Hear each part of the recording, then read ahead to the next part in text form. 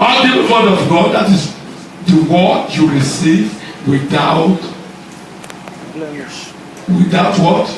Without missing it or without dilution. Raw message. Just hot from God. So tonight, please hold on to everything you hear. And let me give you one advice. Don't try to fight for a place in anybody's heart. Let God answer your prayer. People will find a way for you in their hearts. I don't think you're Don't try to fight for a place in anybody's heart. But when God is done with you, people will look for a place, create a place for you in their heart. That's why the Bible, oh, name my pain in your name, my pain. So please, let's be calm and listen to the word of God. Yes, I want to talk about stuff. E.g.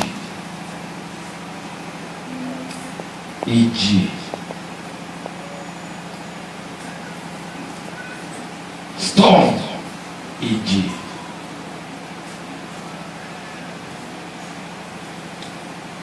In my own definition, please listen to my own definition about storm. A storm is any disturbance of a state or environment that doesn't allow peace. Ìjìjẹ́ okun tó dààmú ènìyàn tàbí àgbègbè níbi tí àlàáfíà kò gbèsè kìíní kò gbèsè. So if you want to put it down again, let me read it to you. A storm is any disturbed state of an environment or man bodies, atmosphere, especially affecting its surface, peace, strongly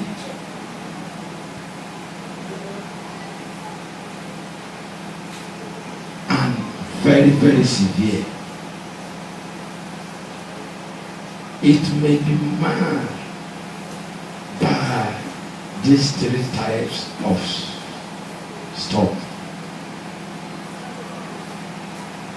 Ìjì tá a bá máa sọ nípa rẹ̀, mo ka ìjì pé ìjì pé oríṣi mọ́kànlá kò sí èyí tó máa jà yín nínú gbogbo rẹ̀. Àwọn bàbá wa mọ̀, àwọn àti wa tó ti travel tó ti kó play wọn mọ̀.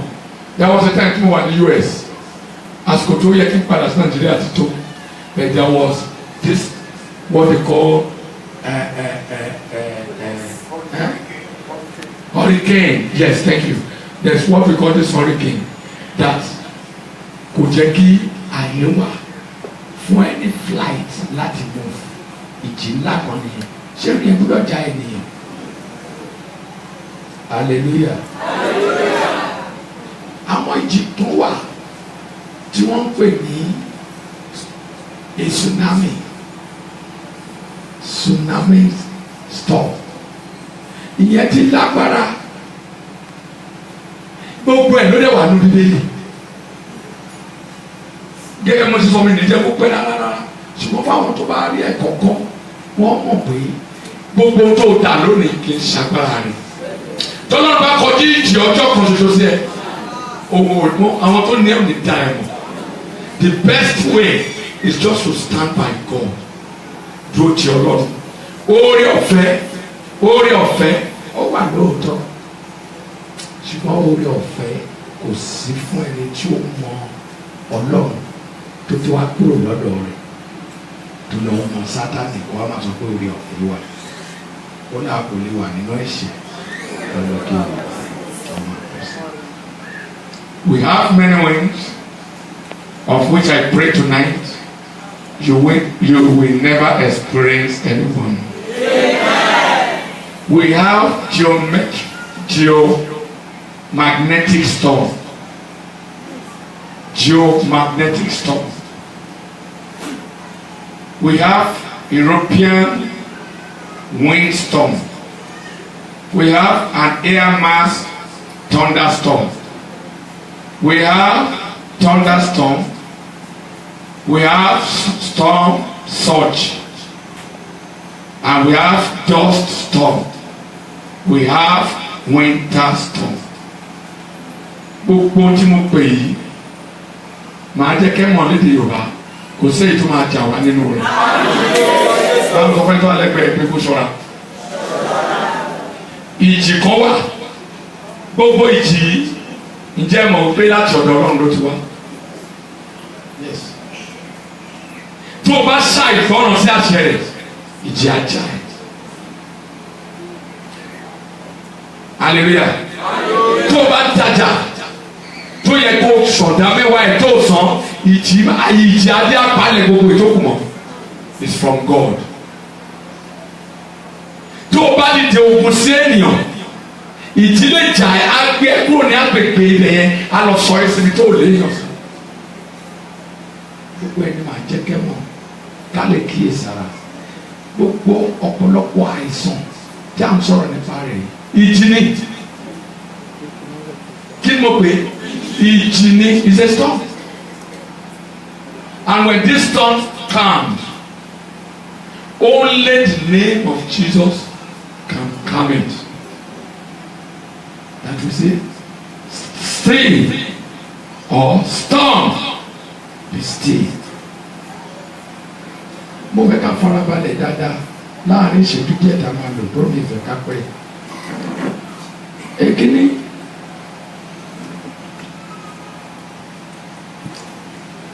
ẹ jẹ́ ká sọ̀rọ̀ nínú ìwé Genesis orí kọkàndínlógún ẹsẹ̀ kẹrìndínlógún ẹjọ́ gẹ́gẹ́ tó bá kà kó sáré. Ẹjọ́ wọn tó ṣí 1924 wọn tó ṣí èṣù ló ń ṣe wọn àní èṣù ló ń ṣe wọn èṣù ló ń ṣe wọn ẹ̀ẹ́dẹ̀ bí níbi àwọn olè fún wọn ẹnìkan pé bọ̀dá ni pé màá yìn ẹ́ níbọn ìkànnì yìn èṣù ló ṣàwọn méjèèjì tí èṣù ò bá ṣàwọn méjèèjì tó bá gbé bọ̀dá ni màá yìn ẹ́ máa ń jọ tó yọ lọ ọkọ ìyá mi màá yìn ẹ́ yé èṣù ṣàwọn méjèèjì èṣù ò ní ṣe ní àti yes. Olúwarọ̀ òjò sulfuri that is the rain of sulfur ta ló rí in English so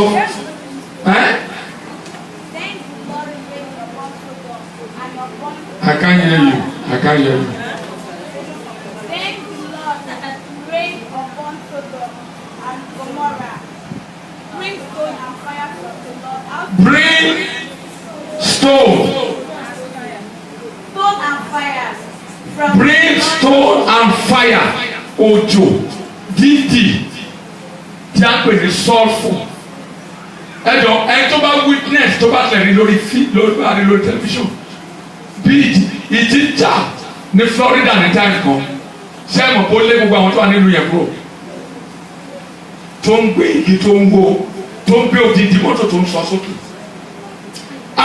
Ìwọ tó ń gbọ́ mi ní àṣálẹ́ yìí ìjà yóò mà ní jà ọ́. Mo ní lórúkọ Jésù ìjì ò ní jà ọ́. Ní orúkọ ẹ̀jẹ̀ Jésù ìjì ò ní jà ọ́. Ìjì kì í ṣe ohun tó dára. Màá dẹ̀ sọ ohun tó máa ń fa ìjì màá sọ wọ́n torí mo fẹ́ gbàdúrà lónìí dáadáa mo lè fẹ́ pàṣẹ gẹ́gẹ́ bí Olúwa ṣe fún mi ní oore ọ̀fẹ́. Samuel kìíní orí keje ẹsẹ̀ kẹwàá mo ń sọ̀rọ̀ nípa ìjì. Ìjì ó máa dà, ìjì ó máa dà, ìjì ò ní jà wá. Samuel kìíní ẹ máa gbọ́ ẹ̀mí tí wàá máa fi rú ẹbọ sísun. Lè yá tààtà kúrì bá àwọn ìbẹ̀rẹ̀. Ẹ̀mí tí wàá máa fi rú ẹbọ sísun. Bí ti Samuel, ẹ máa wo ti Samuel ṣe. Bí Samuel sì ti rú ẹbọ sísun náà lọ́wọ́. Bí ó ti rú ẹbọ sísun yẹn lọ́wọ́. Àwọn Filistini sì súnmọ́ Israẹli láti bá wọn jà. Àwọn Filistini bó o ṣe ń gbàdúrà yìí, bó o ṣe ń rìn nípa ti Olúwa, bó o ṣe ń ṣe ìfẹ́ Ọlọ́run yìí, àwọn ọ̀tá rẹ̀ súnmọ́ ẹ̀. Ẹjọ́ ṣe é gbọ́dọ̀ tún sọ. Wọ́n ò fìgbà kan sí mi. Samuel ń rú ẹbọ sísun lọ́wọ́ níwájú Ọlọ́run. Àwọn Filistini rẹ̀ súnmọ́ wọn. Ó súnmọ́ wọn, yes. Olúwa sún àrá ńlá ní ọjọ́ náà. Ayaya, that is thunder storm. Olúwa sún àrá ńlá ní ọjọ́ náà. Sórí àwọn Filistini. Ó yá dìde lórí ẹsẹ̀ rẹ̀. Ó sì dààmú wọn. Ó dààmú wọn, dìde lórí ẹsẹ̀ rẹ̀. Gbogbo agbára bó ti wù kí wọ́n jẹ́, ibi tí agbára náà bá ti wá. Bó o ṣe ń gbàdúrà tó súnmọ́ lọ́wọ́, tí wọ́n súnmọ́ láti bì ọ́ ṣubú. Àrá, àrá, àrá, àrá, kí ó sán lé wọn lórí. Kí Olúwa kí ó sì dààmú wọn. Ó yá gbàdúrà.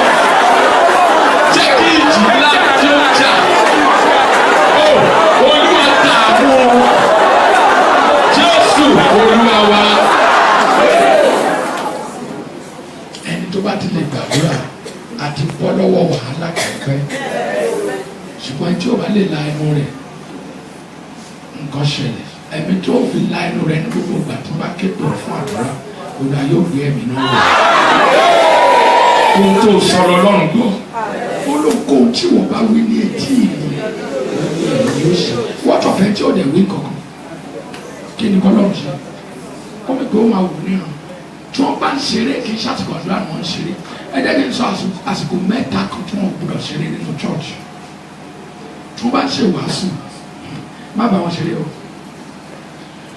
tí wọ́n bá ń gbàdúrà má ṣeré o ẹlẹ́kẹta tí wọ́n bá ń yin Ọlọ́run má má ṣeré ṣẹ́rọ mẹ́tẹ̀ẹ̀ta wọ̀nyí ó kò fàyè gba eré tí wọ́n bá ṣeré lásìkò mẹ́tẹ̀ẹ̀ta yìí ó ti fẹ́ tí o bá ti ń lọlé kó máa kí ara ẹ pé o máa kó orí burúkú ni o máa sọ pé o kú ìsìn ọjọ́ òní nígbà tí wọ́n ń gbàdúrà eré ló ń ṣe wọ́n ń sọ̀rọ̀ Ọlọ́run eré ló ń ṣe wọ́n ti ń yin Ọlọ́run ṣe ló ti ń ṣeré wàá mọ̀ pé nǹkan kan ṣẹlẹ̀ jẹ́ ìsọ fún yín ǹjẹ́ mo bá lè parí àdúrà kẹlòmíì délé ohun tó wà lágọ̀ọ́ ara rẹ̀ tó jẹ́ ìṣòro ẹ̀ kó má padà nínú tí mo mọ̀ pé Ọlọ́run lè ṣe ó kéré nínú tó Ọlọ́run lè ṣe mọ tó ń pè Ọlọ́run ní alágbára ni alágbára bí àrá ni ọba tó sán àrá ọba tó já ìjì ọba tí sọtẹ́lì kan lè ṣe nígbà gbogbo ni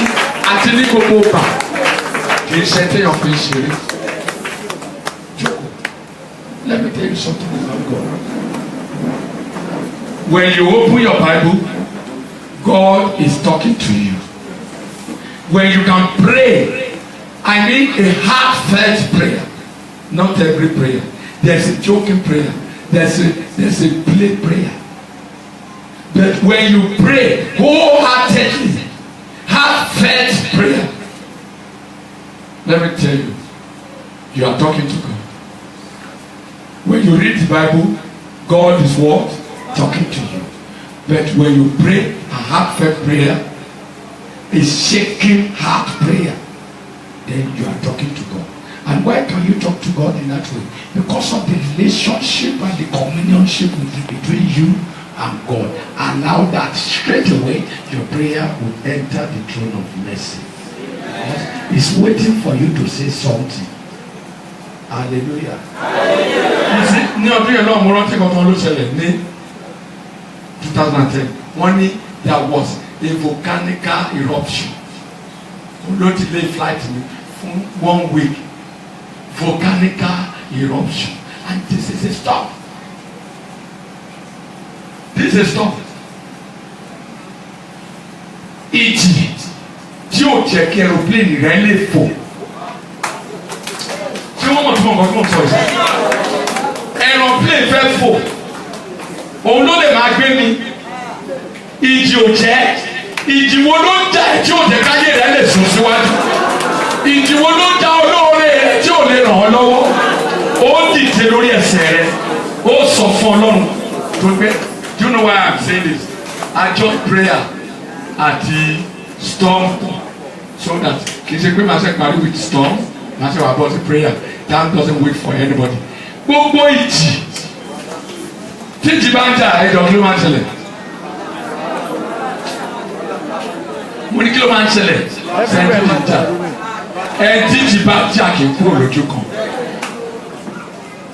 To each time to bá feel àti move by ó lè kó yẹ̀pẹ̀ sí lẹ́nu àbí kó yẹ̀pẹ̀ sí lójú.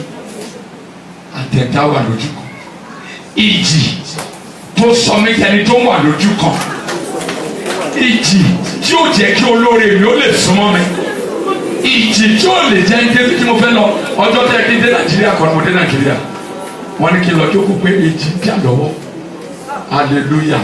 Ìjì wo ló ń jà lọ́wọ́ tí ó jẹ́ kó lè débi tó lọ?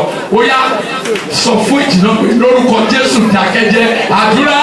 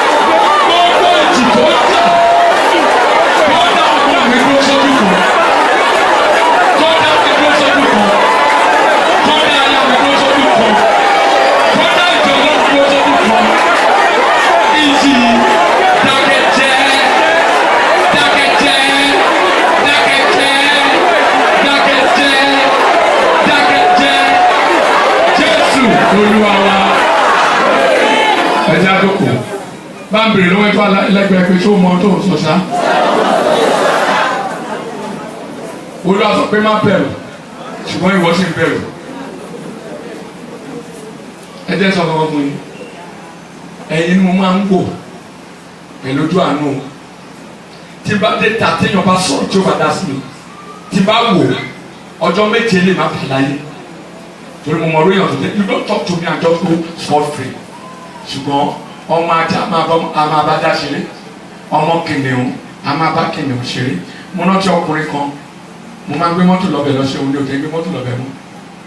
Mo débẹ̀ lọ́jọ́ kọ̀ọ̀kọ́ ó dẹ̀ ń sọ̀rọ̀ mi lọ́wọ́lọ́wọ́ báyìí ó ní olélé ti gbá gbogbo àwọn ọmọ chọ́ọ̀chì yẹn ó lẹ́wọ̀ mọ́tò tó ń lò olóńdẹ sọ fáǹtì ń pé kó má lọ chọ́ọ̀chì yẹn mọ́ ibẹ̀ ló sì kọ̀ntínú àti máa lọ. Mo ní Olúwa mú ẹni kúrò láyé mi ìfẹ́ kájọ gbé láyé mọ́. Tùwájẹ́ òtítọ́ ọlọ́rọ̀ tó sọ mú èmi kúrò bẹ́ẹ̀ fún ṣùgbọ́n táyé pé ní irọ́ ló pa mi ìfẹ́ kẹ́mi pẹ̀lú ẹ̀jọ̀ dúró lórí ilẹ̀ mọ́. Ọdún tí mo ní mo lọ sí US yẹn that was when my family nígbà yẹn wọ́n ti wà ní New York tí wọ́n invite me but now they are now in PA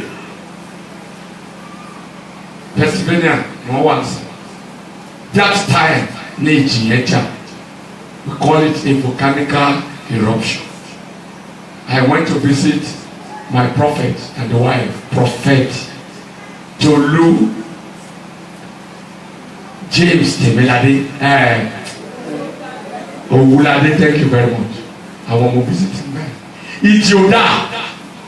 Ẹ̀dẹ̀ sọ̀tọ̀ ní tó wà pé ìjì ò dá. Ìjì ò dá.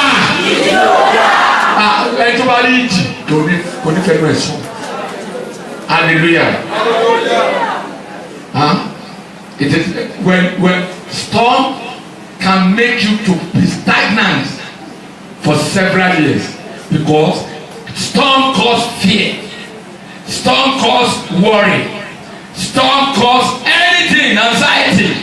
So that will keep you in one place until the end of the storm.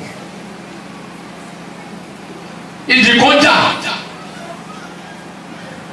nígbà tí Paul sọ̀rọ̀ sí àwọn ènìyàn, irú ọ̀rọ̀ tí mo máa ń sọ tẹ́kì gbà yẹn, irú ọ̀rọ̀ yẹn ni Paul sọ. Paul ní ẹ̀yin ènìyàn mi, ẹ má jẹ́ ká gba ibi tá a fẹ́ gbà yìí o. Ìṣíkọ̀ yìí léwu, ó ní kì í ṣe ewu, kì í ṣòfò ẹrù nìkan, ó ní tá a bá ṣọ́ra òfò ẹ̀mí kan wà bẹ́ẹ̀. Ó sì wí fún wọn pé. Ó wí fún ọ pé. Alàgbà. Wọ́n wòye pé ìṣíkọ̀ wà yìí. Mo máa ń sọ fẹ́yìn náà, ìṣíkọ̀ tẹ fẹ́ gbé ilé. Àti ọ̀fọ̀ púpọ̀. Ó ní ọ̀fọ̀ púpọ̀. Kì í sì ṣe kìkì ẹrù àti ọkọ̀. Kì í ṣe ẹrù àti ọkọ̀. Wọ́n ti ẹ̀mí wá pẹ̀lú. Àti ẹ̀mí tẹ́ bá wo Act of Apostles chapter number 27, dábà wo verse 15 to 18, àmọ́ tí ó sọ. Verse wo lẹ́wà? 10 ni mo kà sí. 10 ni ó kìlẹ̀ ká. Now, ǹjẹ́ wọ́n gbọ́? Wọ́n ò gbọ́. Mo sọ̀rọ̀ kan lọ́jọ́ kan. Mi báyọ̀ sọ̀rọ̀ púpọ̀ because mo mọ̀ pé mi lówó. Ká ní mo lówó kí n tó sọ pé ha ẹ̀ tẹ̀lé ọ̀rọ̀ yẹn. Ṣùgbọ́n mo mọ̀ pé Jésù náà ò ní ìgbà tó wá sáyé. Láwọn èèyàn ṣe gbọ́dọ̀ rẹ̀. Wọ́n ní kò ṣàìlọ́lá bí kò ṣe ní ìlú rẹ̀. Ibi tí wọ́n ti bí ni. Hallelujah. Ṣé ẹ gbọ́ gbogbo ọdún mo sọ? Mo gbàdúrà èmi ni mo sọ bẹ́ẹ̀ nínú Kristi Jésù ni mo ti sọ. Gbogbo ìjì tó ti ń ja ayé rẹ, ja iṣẹ́ rẹ, ja ilé rẹ, ja owó rẹ, gbogbo ìjì tó ti ń ja nínú àgọ́ ara tó fi ohun tí wọ́n kò fẹ́ tó fi sílẹ̀, ó yá ní orúkọ Jésù kí ìjì yẹn kó dákẹ́ jẹ́. Ẹ bá wo ìwé Matthew. Ìjì Matthew chapter number 8 verse number 24 to 26. Kẹ́kọ̀ọ́ lè máa wo Luke sílẹ̀. Luke chapter number 8 verse 23 to 24. Yes. Sì wò. Afẹ́fẹ́ ńlá gbogbo ẹ̀yin ẹ̀dá tí ẹ jókòó mọ́ bọ̀ wà á mọ̀ bí tí afẹ́fẹ́ ńlá ti máa wá. Wà á mọ̀ bí tí afẹ́fẹ́ ńlá ti máa wá. Sì wò afẹ́fẹ́ ńlá kan sì wá láti inú òkun tó bẹ́ẹ̀ lúru omi ó bu ọkọ̀ mọ́lẹ̀. Ó ń sùn hallelujah. Máa jẹ́ kẹ́ mọ̀ ẹni tó bá mọ Ọlọ́run tó ń tì tó gbẹ́kẹ̀lé nígbà tí ìjì ńlá ìbádé kí ló máa ṣe? A máa sùn. Níbi tó ti sùn yẹn àwọn kan ń wọ́ọ̀rì. Ìjì tí mo ló ń jà pẹ̀lú Pọ́ọ̀lù ìjì jà títí wọ́n wá bẹ̀ sí kó oúnjẹ tí wọ́n á jẹ wọ́n kó dà sínú òun. Gbogbo tí wọ́n ní pátápátá ìjì ni ìwọ tó mú góòlù rẹ lọ́tà ìjì ló dé. Ìwọ tó o tó ẹni tó o bẹ̀rẹ̀ ilé o lè dé tiẹ̀ kan ìjì ni ìjì ló jẹ́ kéèyàn pé kọ́lẹ̀ kó má rí ọ̀rá. Ìjì ló jẹ́ kéèyàn rà kó má mọ̀ tó náwó ẹ̀sìn. Ìjì ló jẹ́ kéèyàn gba gómìnà láńtà cooperative dárúkọ gbogbo nǹkan tó gbà tí o lè rí kan lọ́wọ́ sí. Ìjì ni mo ṣe pàṣẹ dìde lórí ẹsẹ̀ rẹ. Gbogbo ìjì tó tóbi bó ti wù kí ìjì yẹn pọ̀. Ẹ̀gbọ́n tí àpọ̀sọ̀ orí ti sọ. Ó ní ìjì ńlá kan sí dìde láti inú òkun tó bẹ́ẹ̀ tó fi ṣiṣẹ́ kí ni tó fẹ́ fi yí òkun yẹn dànù. Mo sọ nípa Matthew chapter number 8 verse number 24 to 26. Àbí? Sì wò afẹ́fẹ́ ńlá kan dìde láti inú òkun tó bẹ́ẹ̀ nínú ayé rẹ ìjì ni wọ́n pè ní afẹ́fẹ́ ìjì bá jà aṣọ ètò kàwé àwa máa gbégbé ayé ẹni tí ó tẹ̀ lọ sí sukùl hallelujah jẹ́ sọ̀rọ̀ kan pé bí gbogbo yóò mọ̀ màmá fún mi àbí màmá wòlíì wọ́n á mọ̀ màmá sáré náà lè mọ̀ wọ́n pe ọkùnrin kan ní Johnson Eléso bàbá Eléso he's a lecturer senior lecturer very close láti jẹ registrar àti jẹ kò tó máa ń jẹ nígbà tí ìjìde tí máa bá ń bọ̀ lé wa aṣọ ẹ̀ ti gbó ṣẹ́ẹ̀tì kan ló máa ń wọ̀ ó dẹ̀ gba sálárì ìjì ṣe kí ni ìjì ń gba owó yẹn lọ́wọ́ rẹ̀ ìjì ló jẹ́ kó o lè ṣírò pé oye tí mo ń gbà lóṣù nù ṣùgbọ́n o lè ṣírò tó fi ṣe ìjì ló jẹ́ bẹ́ẹ̀ ó sọ fún Ọlọ́run ó porúkọ Jésù nígbà mẹ́ta gbogbo ibikíbi tí ìjì gbà wọnú ayé mi ó yá lórí owó ni lórí iṣẹ́ mi ni lórí òwò mi ni ìjì ló jẹ́ kó máa kọjá ní ṣọ́ọ̀bù ẹ̀ lọ́ra kan mí ní ṣọ́ọ̀bù mi ní ìjì ló jẹ́ bẹ́ẹ̀ ìjì ló gbé àwọn òyìn kọjá wájú rẹ̀ ó yá dáwọ́ ìjì dúró àdúró.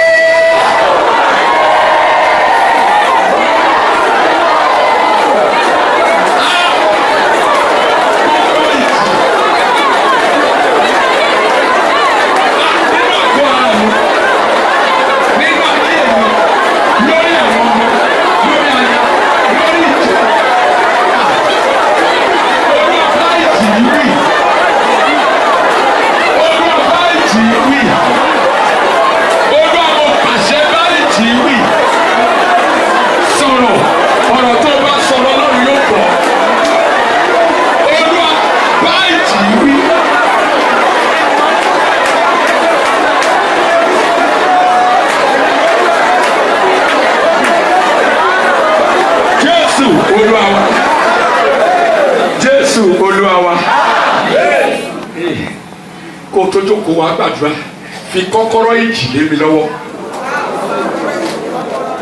hallelujah wọ́n fi kọ́kọ́rọ́ ìjì lé Pétérù lọ́wọ́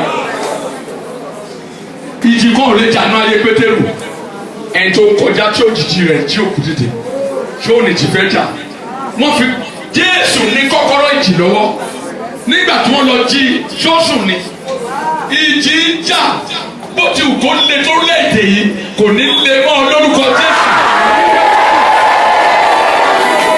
ẹ gbọ́ kọ́ táwọn ọmọ ẹ̀yìn Jésù sọ. ó àti àfọ̀n àlàgbà àwọn ọmọ ẹ̀yìn ẹ̀ tọ̀ wá wọ́n di. Can you imagine ìjì ń jà ènìyàn ń sùn. Oh my God irú oorun yẹn ni wàá fún o. nígbà tó fẹ́rẹ̀ ọba ní yóò gbogbo ẹ̀pà àìgòrò ẹ̀gbẹ̀ ìwà bá ṣe kí ni. ọ̀dọ́ àyà káyà nítorí pé kí ni ẹni tó ń jẹ́ ìsinmi ń bẹ nínú rẹ̀ kọ́kọ́rọ́ ìjì ń bẹ lọ́wọ́ rẹ̀ ìjì dá ọmọ ó rí orúkọ lórí rẹ̀ lè jà ọ́ ó láwọn tí jì ń jà máa jẹ́ kẹ́ mọ̀ wọ́n tó bá yá yes ọ̀gá mi àwọn ọmọ ẹ̀yìn ẹ̀ ta ló tọ̀ lọ nígbà tí ìjì ń jà ọmọ ẹ̀yìn ta ní ìwọ ní lónìí níwájú wòlíì tó yìí ìwọ ní lọ́la níwájú ẹ̀ tó ń fọ́ àgbọ̀n mọ́lẹ̀ ìwọ ní lórí ìta mẹ́ta lọ́la tí wọ́n ti ń wẹ̀ ìwọ ní lọ́la àbí ọ̀sẹ̀ tó ń bọ̀ tí wọ́n ti gbé kó sílẹ̀ tí wọ́n ní wàá fún sílẹ̀ orí ẹ̀ ti burú ẹ̀mí ni mo sọ bẹ́ẹ̀ ó máa burú dọ́rùn ni nítorí pé ó ti kú wọ́n ń ṣe kó sí fún ẹ wọ́n ní wọ́n ń ṣe rà padà fún ẹ gbogbo bàtí Jésù gbélé ayé bọ́lá ti fi kó sí ṣe rà padà ẹnu kọ́ ló fi ṣe ni ẹnu ẹ̀ ló fi ṣe ó ní spirit of death mo tẹ̀lé ọtí ọkọ obìnrin kan ọmọ kan ṣo ló bí ọmọ náà dẹ̀ kú àwọn abánikẹ́dùn gbogbo àwọn tó wà ní chọ́ọ̀chì gbogbo àwọn tó wà ní gbòòrò abẹ́nikẹ́dùn jẹ́ kó dá fún ẹ máa sá fún ẹ kò tọ́ mo tọ́ fún ẹ o sì lọ́rẹ̀ torí ayé ẹ̀ bá ti lò sí lọ́rẹ̀ ẹ má bínú ẹ má bínú.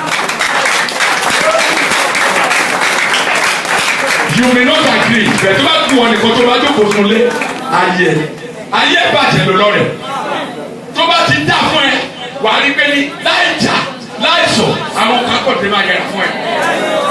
wọ́n sọ fún ẹni pé ẹ ò sí ní gúrùpù wa mọ́ wàá pè wọ́n mọ̀ nígbà tó nítorí pé kí ni o sì ní gúrùpù wa. wọ́n wá ìkiri lónìí tó pé ní ẹjọ́ bàbá kan ni. mo ní kó sọ fún ọ lọ fi kọ́kọ́rọ́ ìjì lé mi lọ́wọ́. mo ń bọ̀ ṣé wà mí alájà ṣé wà mí gidi gan lẹ wà mí ṣé kìí pé wọ́n tọrọ ìwá síbí ṣé wọ́n tọrọ ìwá síbí ni oh sorry sister Bola dari lẹ́sìn wa fúnra ara yín lẹ wá wọn ọba yín dẹ̀ẹ̀dẹ̀ ọ̀kan ṣé ni ẹ̀yìn pé mo ń kọ́ra lẹ́nu ọjọ́ mẹ́ta ẹ bá béèrè pé kí ló fà tó mo ń kọ́ra fáwọn èèyàn thank you tẹ́lẹ̀ mi bá fẹ́ rí báyìí tó bá ti rí ojú mi á lè padà sẹ́yìn mo mú ìyàwó tó sílẹ̀kùn lé wọ́n ṣe sílẹ̀kùn báyìí wọ́n padà mí ní sọ pé wo ojú yẹn kò dúró kí ló fà lówó tí n bá ní nǹkan báyìí la fẹ́ ṣe ò lágbára àti ṣe ìgbàgbọ́ tó jẹ́ ọ̀fẹ́ ọ̀rọ̀ Ọlọ́run tó jẹ́ ọ̀fẹ́ ti fẹ́ dúró bọ̀ ọ̀nà àti pa nídàá lẹ́wọ̀n agbàdúrà báyìí níbi àti gbàdúrà yìí tí a bá kúrò bí ṣe ló yẹ kó o tó sẹ́nu ọ̀nà pé dáàdi ẹgbà 1000 tó bá dọ̀dọ̀ kẹ́tì ra mílíkì kẹ́ mú sẹ́lẹ̀ dá yìí ṣùgbọ́n tó bá ti wọnú ọ́fíìsì mi tó ní ọ̀rọ̀ mi ní òye mi ló jẹ wá ẹ̀mí máa kúkú pa ẹ́ sílẹ̀ káwọn tó ní ẹ wá gbé ẹ nígbà tí ọ̀rọ̀ ẹ ò yẹ mọ́. Praise the Lord. Praise the Lord. Bá a sọ fẹ́ tó àlẹ́ bẹ̀rẹ̀ sọfẹ́fẹ́ lẹ́gbẹ̀ẹ́ o ti lọ rẹ̀ tó o bá máa lọ rẹ̀ èèyàn kan ló máa kọ́ ẹ lọ irú ro gbòòrò sílẹ̀ jẹjọ́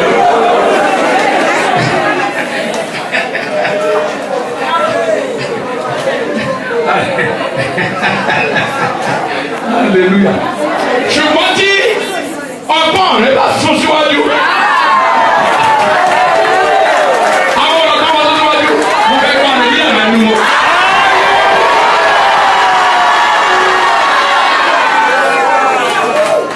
mo fẹ́ pa ìtàn kan ní ọdún kan mo sì ń la irun mi ayé ìkọjá mọ́mí àmọ́ ọ̀rọ̀ tí mo ń sọ yìí wọ́n pe ọ̀rẹ́ mi kan wọ́n pè ní Délé Jàtó ó wá bá mi ní Zaria ó rí pé ayé mi ó fú ọ̀ ó wá jókòó tì mí àjọ ń lọ àjọ ń bọ̀ àjọ ń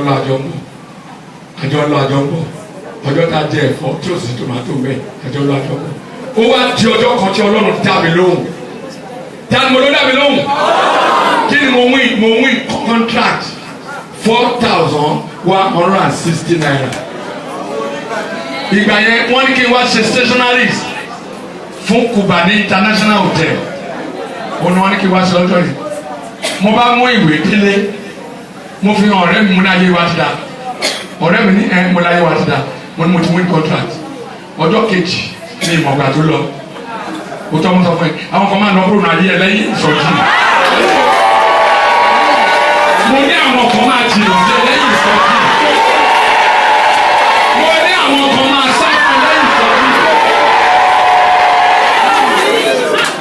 ìyẹ́ tí ìbá ń ṣe jẹ díẹ̀ mọ́ ó máa ń kúrò lára ẹ̀dìyẹ kí ló bá tóbi kúrò lára ẹ̀dìyẹ torí pé kò wúlò fún ẹ̀dìyẹ yẹn mi mọ̀ bí ẹ̀ gbọ́ nǹkan tó ń sọ.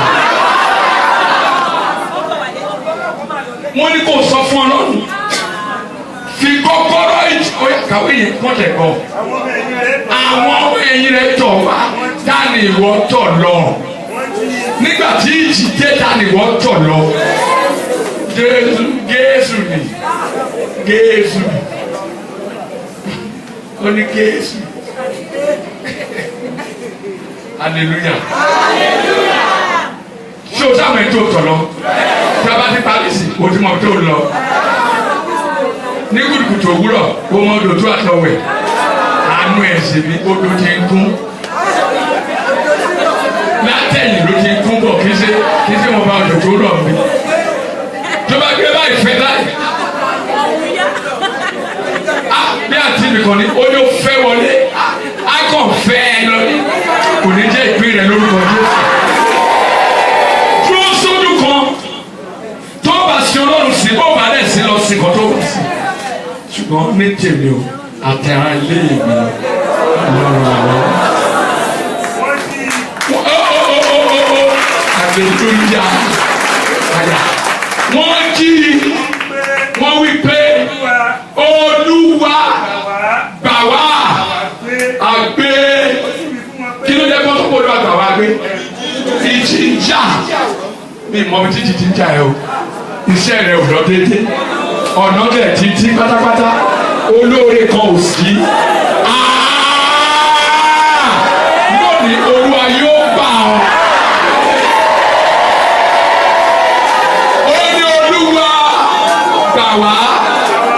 Àwa gbé ó wí fún ọ pé ẹ̀ṣẹ̀ tí ẹ̀yin fi ń ṣe ojú ọgbẹ́. hallelujah kí ló dé tí ẹ fi bẹ̀rù ṣé o pé ìsọsí àṣẹ yọ ọ̀pọ̀lọpọ̀ òkà kún ìyẹn ò lè kàn mí ṣé lórí ẹ tó bá máa burú ọrùn ló máa kọ́kọ́ tún ẹ nìyẹn bọ́mọdé bá lè fẹ́ jáwèrè ìrèké ló máa mú ama ó lè jẹ ìrèké tó ga tó àdìmí ìrèké tó fi dún wọn tó ga tó àdìmí yẹn òun ló máa mú a máa ti jẹ gbọ́dọ̀ jẹsà a máa ti jẹ a máa ti jẹ tí ẹlẹ́ni tó bá ǹjẹ́ ìmọ̀ ẹni tó gun borí mo máa ń sọ òyìnbó kan òyìnbó yẹn ò dá ọ ṣùgbọ́n ẹ̀rọ bá manage he who doesn't know and he doesn't believe that he doesn't know he never know. And since he doesn't know, he has become a fool in his own or her own territory. He who doesn't know, and he doesn't know that he doesn't know, will never know, and at the end he will become a fool. Òyìnbó yẹn lè má da ẹ bá mi brush. Mo lọ jí, ó jí. Kí ló ṣẹlẹ̀ sọ? Ó sì wí fún wọn pé. Ó wí fún wọn pé. Ẹ̀ṣẹ̀ tí ẹ̀yin fi ń ṣe ojú bẹ́ẹ̀. Gbogbo yìí mò ń bá sọ̀rọ̀ lónìí. Kí ló ṣẹlẹ̀ nínú àgọ́ ara ẹ̀ tó ń dẹ́rù báyìí? Àìsàn wo ló ń dẹ́rù báyìí? Kí nìkan yẹn tó ń là kọjá tó ń dẹ́rù báyìí? Ebi ló ń pa ẹ tó ń dẹ́rù báyìí. Mo sá ti mọ ẹnìkan rí tó lọ ra oúnjẹ tí ò tó jẹ tẹ́ni tó sọ̀rọ̀ ẹ tó ta oúnjẹ fún ti sọ̀rọ̀ ó bínú sọ oúnjẹ yẹn mọ́lẹ̀. Ẹrù kí lọ́rọ̀ tó yẹ ẹnìyẹn ló sọ kí sọ̀rọ̀ tó ló jẹ ẹ sọ ọ̀rọ̀ ayé ẹ̀ ní pé èmi mò ń mú 200 naira lọ ra nǹkan mo ti débẹ̀ èmi tí mo lè ra ẹni tó ń ta nǹkan yẹn àti ilé ẹ̀kọ́ ó tún wá fi mí sákọ̀ hallelujah bẹ́ẹ̀ bá gbọ́ ọkọ̀ tí mo sọ lálẹ́ yìí ìyà ò ní jẹ wá o tó o bá létí tó o ṣe bẹ́ẹ̀ tẹ́tí ẹ̀ ti màá bá ẹ kan irin sí lálẹ́ yìí ká kúkú mọ̀ pé èrè rẹ̀ àwèrè èrè rẹ̀ ká kúkú mọ̀ pé hallelujah wo oríṣi sọ̀kọ̀ tó ló ṣẹlẹ̀. Ẹ̀ṣẹ̀ tí ẹ̀yin fi ṣe ojú bẹ́ẹ̀. Kí ló dé tó ẹ̀rù bá yìí tó bẹ́ẹ̀. Ẹ̀yin onígbàgbọ́ kékeré. Òkú ló ń kàwé fún yìí.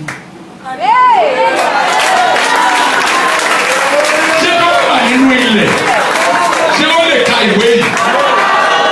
O la sọ pé alàyè ni ó fi yìn ọ́. Òkú tó ti kú, òkú yìn ọ́. Ẹ képe Ọlọ́run ó ṣe kí ni? Ó ta yín lò. Ọlọ́run tó ṣẹ́gun nínú ayé òrí. Ní ìmọ̀ òkú tó wà nínú ayé rẹ̀, ó kì yóò padà ní òkú.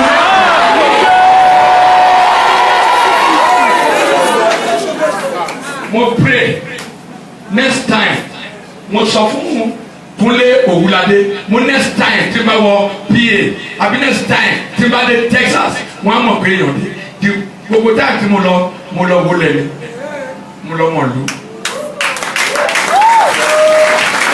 I know what I'm saying.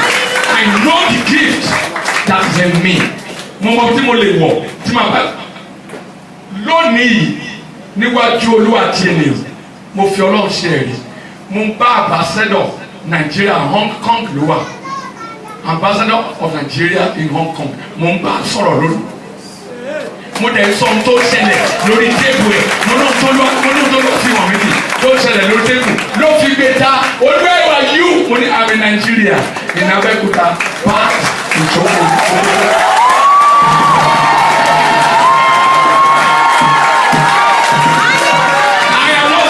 For praising, but I'm saying this for you to know that there's no trouble that has come over you. That trouble will become a thing of life. You will laugh over it. What are you talking about? Abeg, kí ló ń ṣẹlẹ̀? Nígbà náà ni ó dìde. Ó dìde. Ó sì bá afẹ́fẹ́ àti òkun wí. Àyà. Ìdákẹ́rọ́rọ́ sì dé. Ìdákẹ́rọ́rọ́ dé. Ó máa sọ fún Ọlọ́run. Jẹ́ kí ìdákẹ́rọ́rọ́. Òun ni kọ́kọ́rọ́ ìjì. Ìdákẹ́rọ́rọ́ ni. Peace is the key of stop to stop. When there is storm, peace is the key. Ó sọ fún Ọlọ́run débi tó wà. Ta ló ń wò báyìí? Kí ló ṣẹlẹ̀? Kí ló ń wò lẹ́yìn? Kí ló ń sọ báyìí fún mi? Oh my God! Àwọn ènìyàn wọ̀nyí ò ní jẹ́ tẹ́ bá ti lọ kó àwọn èèyàn lára ẹ̀kẹ́ tẹ́ lọ kó náà lára ẹ̀kẹ́ kí kó má bọ̀ òun òṣùkọ́ tó ju yín òun. Ohun tí mo sọ ni wípé mo ní kọ́kọ́rọ́ ìjì tó jẹ́ ìdákẹ́jẹ́ ó wá sọ fún Ọlọ́run pé gbogbo ogun tó ń jà mí lẹ́nu iṣẹ́ mi tó ń jà mí nínú ilé mi gbogbo ìjì tó ń jà ó yá dákẹ́jẹ́ gbé ọwọ́ rẹ̀ sókè àdúrà.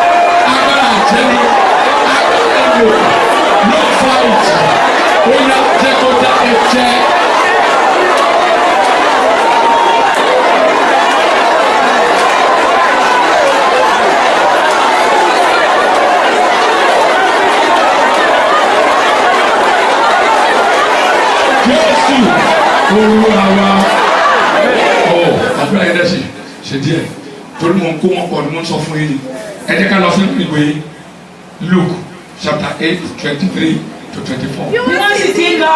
Bí wọ́n ti ń lọ. Ó sùn. Ó sùn. Ìjì ńlá sì dé. Ìjì ńlá dé.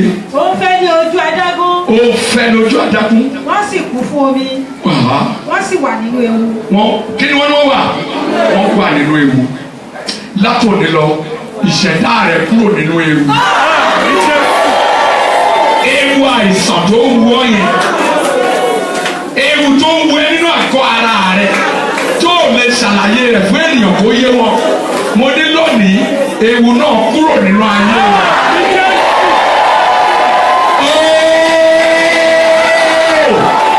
Láti òní lọ ewu òwò ọmọ.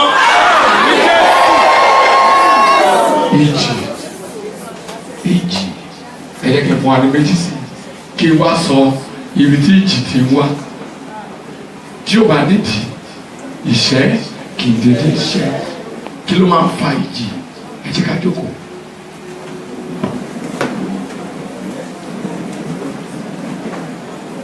wọ́n mú ọkùnrin kan òun la fẹ́ fi gbàdúrà báyìí wọ́n ń pè ní jù nígbà tó tó stage kan òun nìkan kọ́ ní ti Àjàyí kájà hallelujah òun nìkan kọ́ ẹ bá mi wo ìwé Òwe chapter number 1 verse 27 Proverbs 1:27 ẹ tó bá lè sáré rí. Nígbà tí ìbẹ̀rù yín bá dé ibi. Nígbà tí ìbẹ̀rù yín bá dé ibi. Ènìyàn máa ń bẹ̀rù tó bá bẹ̀rù tán ẹ̀rù tó ń bà yín á ti gbà dé bí ìjì. Because there is difference between storm and even worry. Nígbà tí ìbẹ̀rù ọ̀fẹ́ nígbà tí ìbẹ̀rù bá dé ìbẹ̀rù yẹn á wá dé bí ìjì. Àti ìdààmú yín bí àti ìdààmú yín bí kí ni àfẹ́yíká ìjì. àfẹ́yíká ó àfẹ́yíká àfẹ́yíká pàálíà àfẹ́yíká yìísíkàtà orí kàbàsáyà hàn àfẹ́yíká máa wà sàkúrí bàtáyé bàtà àfẹ́yíká onílò pété bá nínú kúrò. bóyá lẹ́mọ̀ tí ẹgbẹ́ rẹ̀ bá kọ́lé tó kọ́lé ìjì ń jà tó bá sì wà lọ ẹ tó yẹ kó máa ṣàánú fún ẹni tí wọ́n ń ṣàánú fún ẹ ìjì ń jà hallelujah ìjì dálé dá ọ dúró sójú kan tí ìjì bá já ẹlòmíì hallelujah àwọn tó yẹ kó rí wọn ò ní kíní máa kọjá lẹ́gbẹ̀ẹ́ rẹ̀ mo sọ pé mo ní ìjì jíjà mi rí ìjì jà mí wọ́n invite pẹ̀lú àwọn abùmí sí party kan ní university Ahmadu Bello University ní hall mi àjọjọ kò ní wọ́n pín oúnjẹ lọ́dọ̀ ẹ̀ wọ́n fò mí níwájú lẹ́yìn wọ́n fò mí ló wá ní kí n jẹ́ ká ló máa tẹ̀ tó wà lọ́wọ́ mo ti wọ́n pè fún gbogbo èèyàn mo bá díẹ̀ díẹ̀ ló ń bọ̀ lógbó díẹ̀ tó rí báyìí ló ń pè fún gbogbo èèyàn mo ti débẹ̀ lónìí èlò lè máa gbà wọ́n jù ìdí ni ẹ̀ ìdí mi ti lọ jà níwájú ẹ̀ o ti rí mi tó 7 times tí ìdí yẹn dẹ̀ lọ fi mí hàn pé mo ti jẹjẹjẹ mo ti yó lẹ́yìn ẹnìkan wá gba ẹni tí wọ́n ní kó máa tẹ̀ dáhùn tó sà lórí kí ló dé ó ní máa ń mi ó ní lẹ́kẹ̀ẹ́ta tó fẹ́ gbà ìdí ló jẹ́ bẹ́ẹ̀ mo máa fi mọ̀mọ́ fún mi ṣẹlẹ̀ mọ̀mọ́ mo fi ṣẹlẹ̀ rì òun kó láti sẹ́nu wọ́n máa ń béèrè wípé wọ́n ní mo wà nígbà tí wọ́n gbé tí mo fún mi fún wọn mọ̀ pé ìdí ti gbé mi. ó parí lẹ́yìn lòun kó láìsí mo ní kó jẹ́ ìdílé pàdé tó gbé bò yìí ẹni tí mo fi ṣẹlẹ̀ rì wọ́n bá gbóúnjẹ ibi kan láti ẹjọ́ jókòó sí wọ́n nígbà tí wọ́n gbóúnjẹ fẹ́ ní ibo ni mo wà wọ́n ní ìlàjọ jókòó sí wọ́n ní ẹgbẹ́ ló lè fẹ́ jẹun jẹ́ kí n gbọ́ ìjì tó máa ń gbé ire fún yàn ìjì tó máa ń sọ fún yàn pé ire yóò tọ́ sí ẹ ìjì tó máa ń sọ pé o ti gba ire láyè tí ire gbà ó yá kí ìjì yẹn kó dákẹ́ jẹ́. Hallelujah. Ǹjẹ́ mo pé ìjì ń já ẹlòmíì ọ̀rọ̀ tí ó mọ ọwọ́ tí ó mẹsẹ̀ ó wà lọ́ba ó ti dé ọ̀pá wọn ò síwèé ọjọ́ kan kí adájọ́ sọ pé kọ́ lọ pè wá ó lè ti lu ọdún kẹsàn-án tí wọ́n bá pè jáde ìjọ ìmọ̀ǹkọ̀ tó ṣẹlẹ̀ ìjì ló jà bóyá ìjì àjà yìí ká ọ̀ràn ìjì àjà yìí ká mo sọ fún yín kì í ṣe jókòó nìkan ló jà ó ní bàbá ìka fún wa Proverbs chapter number 1 verse number 27 kíló. ìbẹ̀rù yín bá dé bí. nígbà tí ìbẹ̀rù yín bá dé bí ìjì. àti ìdààmú yín bí àfẹ́yíká. ìdààmú yín bí àfẹ́yíká. nígbà tí wàhálà àti àròkù bá dé sí. ní oh God yes. nígbà náà ni ẹ̀yin ò ké pè mí. bẹ́ẹ̀ ni kì yóò dáhùn. ṣẹ́gun máa sọ ní sí tọ́lọ́run rẹ̀ fi dáhùn. ẹgbọ́n kò tọ́lọ́ ká kó tó anìkẹ́ni kọ́ bá képe wọn ní dáhùn. wọn ó ṣàfẹ́rí mi ní kùtùkùtù. ṣùgbọ́n wọn kì yóò rí mi. ó ti tó wọn kò fẹ́ dé látọ̀run kò sọ̀rọ̀ kò jọ ẹgbọ́n ẹgbọ́n báyìí bó ṣe ń kàn ní kí ni mo lè ṣe tí màá kéèké ọlọ́run tí ò ní dá tó dẹ̀ rí ìdìbò já máa jẹ́ kẹ́mọ̀ hallelujah. ẹ jẹ́ ká tẹ̀sí ẹ̀ lórí ẹ̀kẹ́sù. nítorí tí wọ́n kórìíra ìmọ̀. wọ́n kórìíra ìmọ̀. wọn kò sì yan ìbẹ̀rù Olúwa. wọn ò yan ìbẹ̀rù Olúwa. wọn kò fẹ́ ìgbìmọ̀ mi. wọn ò fẹ́ ìgbìmọ̀ mi. wọ́n kan gbogbo ìbáwí mi. wọ́n kan gbogbo ìbáwí. nǹkan tí wọ́n ṣe nìyẹn. wọn kò fẹ́ ìmọ̀. ṣé o sì nínú wọn ṣá. ọ̀rọ̀ burúkú mà rí ó ní wọn kò fẹ́ ìmọ̀ they hate knowledge.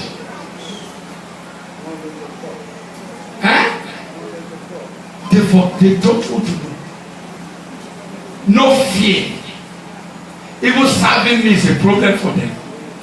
Well, that is why they will cry unto me in the time of trouble, and I will not answer them. Nítorí náà ni wọ́n ó ṣe máa jẹ nínú èrè ìwà ara wọn.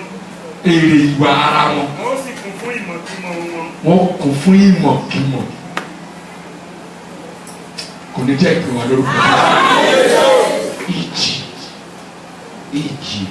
Psalm 107 verse 25 to 29. I will stop there.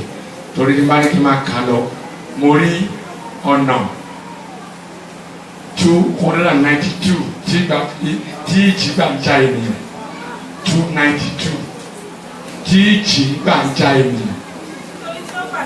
Ó pàṣẹ. Ó mú kí ìjì fẹ́. Ọlọ́run lè ní kí ìjì fẹ́.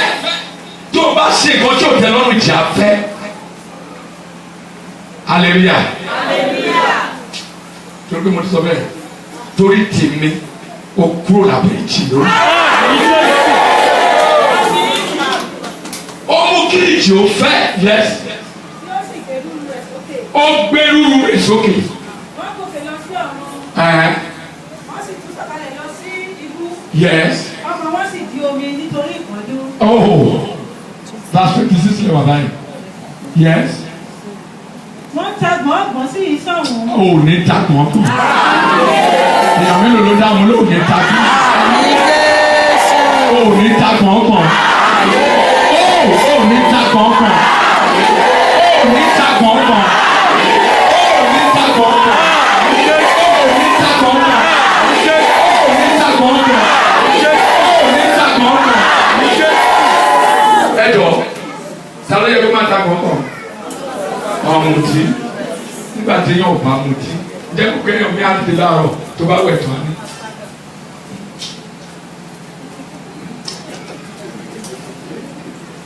Ó ta gbọ̀ngbọ̀n torí kò mọ̀ bí tó ń lọ. Wọ́n ta gbọ̀ngbọ̀n bí ọ̀mù tí ènìyàn. Ṣé mo kọ́ lọ? Wọ́n ta gbọ̀ngbọ̀n bí ọ̀mù tí ènìyàn torí pé kí ni? Wọ́n sì dé òpin. Ẹ̀jẹ̀. Nígbà náà ni ọkàn wọn sì dé òpin. Ọgbọ́n wọn tópin máa lo gbogbo ọgbọ́n tó rò pé o níyẹn máa lò máa sọ pé kò sẹ́ni tó lè mú mi máa lò ẹ jẹ́ kí jí o sọ bẹ́ẹ̀ ẹ jẹ́ kí ọmọ ìjọ sọ bẹ́ẹ̀ máa lò ẹnìkan wà tó mú yàn. Yes. Nígbà náà ni wọ́n kígbe pé Olúwa nínú ìpọ́njú wọn. Wọ́n kígbe pé Olúwa nínú ìpọ́njú wọn. Ó sì yọ wọ́n kúrò nínú ìṣẹ́ wọn. Hallelujah. Àwọn kan ṣe gbọ́ pé táwọn kan ṣe Ọlọ́run yọ wọ́n àwọn kan ṣe Olóhùn ní yọ wọ́n. Gúrúùpù ni wo ni wọ́n wà gúrúùpù tó wà ní pé yóò yọ ọ́ nínú. Nígbà náà ni wọ́n yọ̀. Wọ́n yọ̀. Nítorí tí ara wọn balẹ̀. Ara rẹ̀ á balẹ̀. Yàtọ̀ sí ìgbà tí olóyè a máa gbá ilé tí ń ṣe ara balẹ̀. Ìbàlẹ̀ ọkàn látọ̀tọ̀ Ọlọ́run yóò sọ̀kalẹ̀. Ẹ jọ ẹ ní kásáré kọjá lọ sí tó fa ìjì.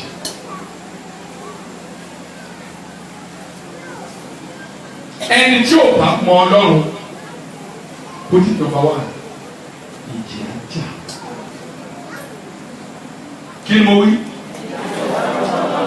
Tó bá dùn fún láàárọ̀, ohun tó ṣe dùn mí, àwọn kan ti ṣe ẹsẹ̀ gbé. Let me tell you, there is no way kò sí bọ́lá ọba ṣe kùkù fún ọ tó bá ń sìn ní ìjọ tí Sátánì gbé kalẹ̀ tó rò pé náà ń sin Ọlọ́run bẹ̀ òfo ló ṣe.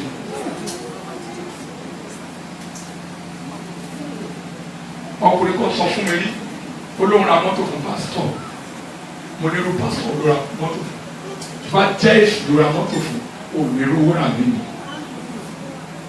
olóhùn ó bínú sí wọn ó lẹ́nikẹ́ni tó bá ṣàánú fún wọn lè ní ó bínú sí o ti ṣàánú fún ẹni tí ó yẹ kó ṣàánú fún. ṣùgbọ́n sọ pé tí wọ́n ṣàánú yóò rà àánú gbà yìí kí ló dé tí wọ́n ṣàánú fún pásítọ̀ prophet tó rà àánú gbà wọn tí bàtà yà mọ́ ẹni tì ó mọ̀ kó o ti ṣe àánú ṣe èyí ó ṣe àánú ṣe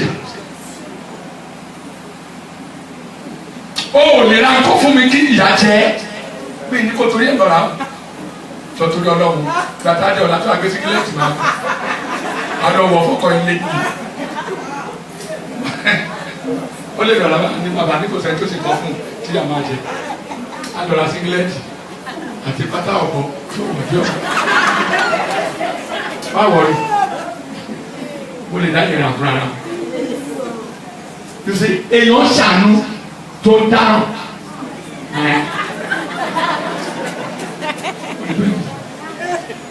tó o bá ṣàánú béèrè lọ́wọ́ ọlọ́run ẹni tí mo fẹ́ ṣàánú fún yìí ṣé ìwọ ọlọ́run ṣàánú fún kí ló dé tó o ṣàánú fún ẹni tó ọlọ́run ò ṣàánú fún kí ló dé tó o ṣàánú fún ẹni tó ọlọ́run ń bínú sí.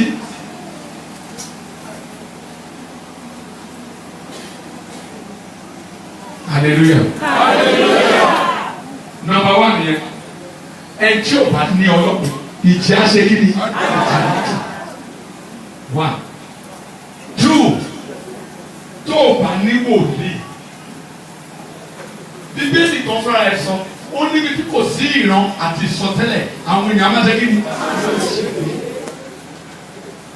where there is no prophecy people perish. Who is your prophet?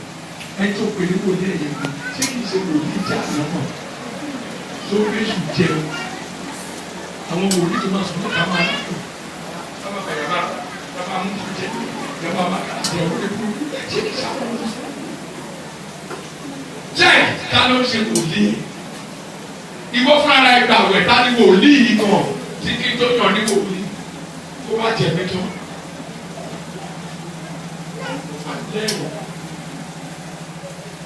Olùdó ṣẹlẹ̀ tí o bá ti lè kàn fún ẹnu ẹ ìjì àti sẹ́ni akẹ́kẹ́ wà lẹ́yìn kùlé o gbogbo ẹ̀jẹ̀ la kó kékeré tó kiri èmi máa dúró akẹ́kẹ́ gbà ìṣọ́ra akẹ́kẹ́ lẹ́nu bọ́ apákó wọn yẹn akẹ́kẹ́ kún wọ́n yìí jẹ́ kó máa kékeré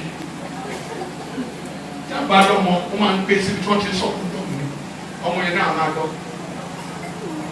mi ní báyìí tẹ̀ta tí ẹnu ènìyàn tí ò bá mọ ọkàn dúró ó lè sọ ọ̀rọ̀ sí ẹni tí yóò fi ìjì jà hallelujah èmi kún tátẹ́ ń wò yìí bí ìgò màtínà téèyàn bá wú ọ̀rọ̀ sọ sí mi yà á jẹ ìjì á jà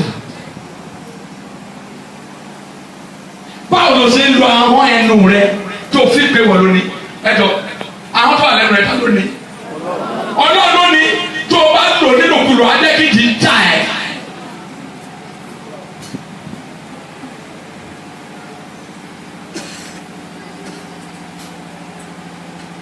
àwọn ni ọkùnrin kan wọ́n pè ní Ṣíméyì ló lò fún Dáfídì tó fi ya máàkì ibi tí òbúdọ̀ ti láyé rẹ̀ wọ́n ya máàkì fún ọ̀pọ̀lọpọ̀ yín ni wọ́n ya máàkì fún dáàdìráyà ti parẹ́ lórúkọ Jésù kí ni máàkì yẹn wọ́n sọ fẹ́ lómi pé ilé onílé ló máa gbé tó fi kúrò láyé máàkì wọ́n fún yín èmi wòlíì tó yẹ tó nu má jẹ́ wọn lọ́pọ̀ irọ́ ni wọ́n pa wọ́n á fi ọwọ́ ara rẹ̀ kọ́lé wọ́n á gbé inú rẹ̀ wọ́n á gbé ọba àjàrà wọ́n á jẹ inú rẹ̀ wọ́n á tẹ̀síwájú ó sì ṣe rere àṣẹ tí mi pa yẹn oko tó bá lòdì sí yẹn ẹni ń tẹ̀mí rẹ̀ ṣe àwọn yìí báwo ló ṣe ń lò hallelujah ẹ jẹ́ ká wo obìnrin kan ti lọ àwọn yìí obìnrin yẹn ọkọ ẹ̀ jó ọba lọkọ ẹ̀ ó ń jó ó ti jó ó jó ó yá ó sùn lẹ̀ wá kẹsẹ̀ sókè ló ti ń jó ẹgbọ́n kan tí àwọ̀ ẹ̀ sọ ó ní ìwọ tó yẹ kí gbogbo ènìyàn máa wá rírì kọ́ máa rábàbà níwájú rẹ̀ ó wá ń jó ó wá sara rẹ̀ di ẹlẹ́yà ẹgbọ́n kan tí Dáfídì sọ ni ó ní láti òní lọ tó bá bẹ̀rẹ̀ mọ́lẹ̀ ìtọ̀ ló ń tọ̀ ó lè mi jó níwájú bàbá mi. Dáfídì fún Míkáélì pé. Dáfídì fún Míkáélì ìyàwó rẹ̀ pé. níwájú Olúwa ni. níwájú Olúwa mo ti dò. ẹni tí ó yàn mí fẹ́ ju bàbá rẹ lọ. àti ju gbogbo ìdílé rẹ lọ. àti ju gbogbo ìdílé rẹ lọ. láti fi mí ṣe olórí àwọn ènìyàn. ó fi mí ṣe olórí àwọn ènìyàn wọ̀nyí. lórí Ísírẹ́lì. Yes. Yóò sì ṣeré níwájú Mo máa ṣeré jù bẹ́ẹ̀ lọ. Yóò sì tún dára mi sílẹ̀. Màá ti rí ara mi sílẹ̀. Bẹ́ẹ̀ lọ. Jù bẹ́ẹ̀ lọ. Nígbà tó dé sàlẹ̀, kò sẹ́nìkan tó yá kan nínú Bíbélì. Míkálì ọmọbìnrin Sọ́ọ̀lù kò sì ní ọmọ. Tí ó fi kúrò láyé. Ní ọjọ́ ikú rẹ̀. Kí ló fà bá? Ó di mélòó?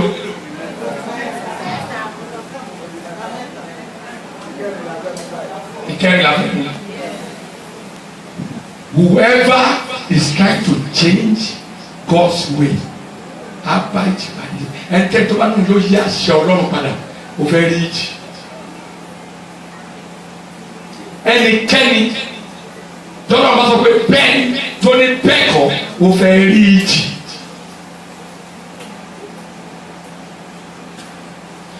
Gbà fọ́gà rẹ̀, gbà fún, gbà fọ́gà rẹ̀, wà á gbà fọ́gà rẹ̀. Ẹ mọ̀ ká wa Ọlọ́run lọ̀gá wa, ẹni tó lè lọ sórí switchboard kò ní kí ló ṣe wòlíì tó yìí kan, wàhálà ẹ̀kọ́, ẹ sì ṣe ọ́. Ó darọ̀ láì jí kò jẹ́ wòlíì tó yìí mọ̀, ó bẹ̀rẹ̀ sí pè ní òkú ènìyàn, ẹ jẹ́ kó rí wa pè. Gbà fọ́gà rẹ̀. Gbà fún gbogbo tọ́lọ̀ ń bá sọ pé lóun fẹ́ orí kò sí ní. Má fi tó bá ti fi wípé ò lè gba ọ̀tọ́ lọ́rùn bá sí wàhálà wọn. Odi mélòó?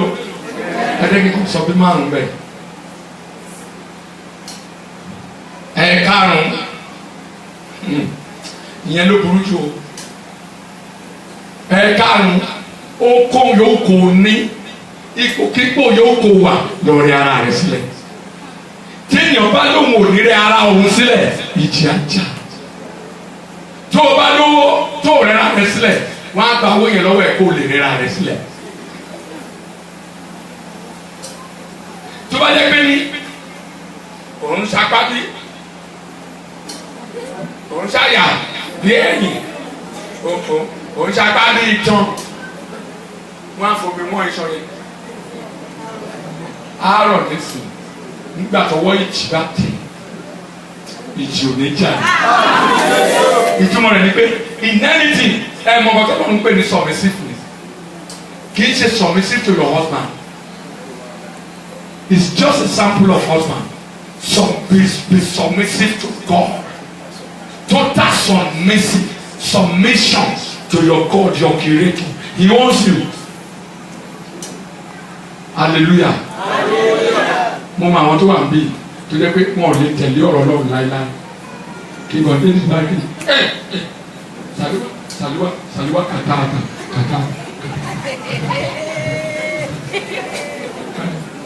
ní màmá ní ìlú àdúgbò àdàmọ̀ rẹ̀ ẹ̀mí ọmọ náà èjì ní àtọ̀rù rà ní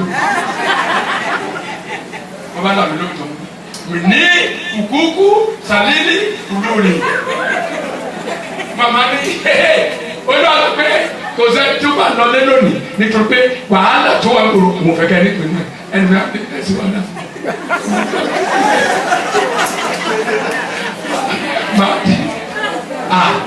Ìyá kàfálà ní Olúwa ọkọ mi bínú ni o mo fẹ́ lọ sí oúnjẹ fún olórí oko lé. Ìfẹ́ Ọlọ́run ṣòro ṣe ohun tó wà lọ́wọ́ Ọlọ́run ló dùn gbà. I am happy and more than happy because of Oriyomi. Oriyomi is an evidence to prove to me that God can do it. In your life, in your work, in your business, in your home, everywhere, and God can do it. God can do it. God can do it because He has done it. He has done what no man can do. Ibi ìlànà àjọkò sí lọ́jọ́ tó lọ́nba máa parí iṣẹ́ rẹ̀. A di testimony tí wọ́n ní gbàgbé gbogbo Nàìjíríà. Testimony tí wọ́n wọ Guinness Book of Records. Testimony tí wọ́n mú kí gbogbo ènìyàn dìde pé yes na you be go. Jesus na you be go. Ọ̀gá Oh, now you people. Thank you very much. Tomorrow. We are starting our preaching by 9 p.m. tomorrow. We have a lot to do. Let me tell you, before tomorrow, you will forget all your trouble. If what I'm saying is from the throne of mercy, I am speaking as an oracle and a prophet of living God. That trouble that stands with you, you never see it again. I cause every source of trouble in your life. In the mighty name of Jesus. God, cattle shopping.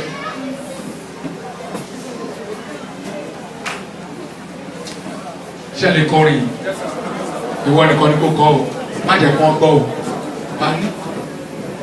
Mo lọ bàbá tí mo gbójúlé. Mo lọ olùgbàlà tó lágbára. Ayé ìwé ìta mi sọ̀rọ̀.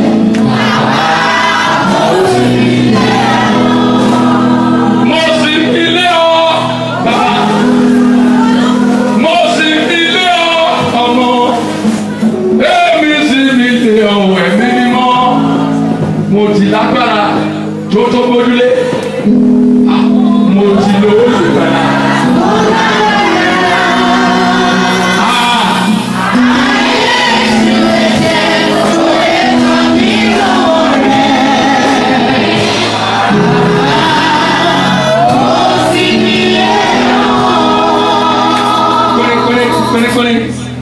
No more sorrow for me. No more sorrow for me.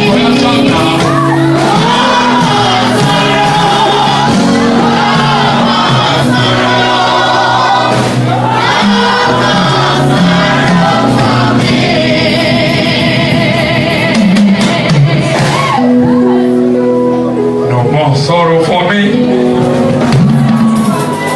No more sorrow for me.